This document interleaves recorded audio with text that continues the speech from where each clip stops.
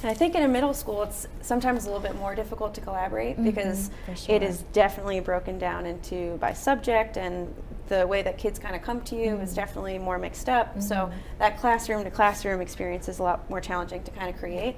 But I've tried to get a little bit more flexible in how I guess communicate my ideas. So I'll try to do some research on what I know the kids are covering, and I'll kind of throw some artists towards some teachers and be like, what do you think about this? Do you see any connections with what you're doing and what this artist is all about and their process? And trying to get into some other classrooms to understand the language and how things are being communicated to kids.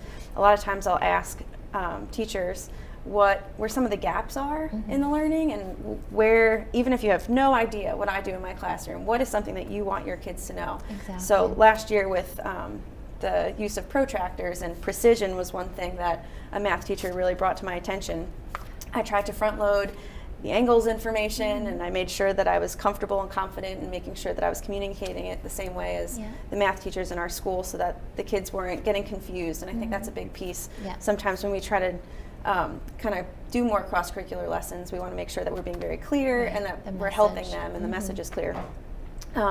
But just the power of a tool, so talking about a protractor and getting the kids excited about what they can do with a protractor was just really, it was wonderful to see, and kind of taking that learning from the planning process and envisioning what they want as an artist, but how can I make that happen using these tools available to me, and not really seeing where that line is between being a mathematician and being an artist was really powerful for them. But and modeling after other artists that have used that tool in their work.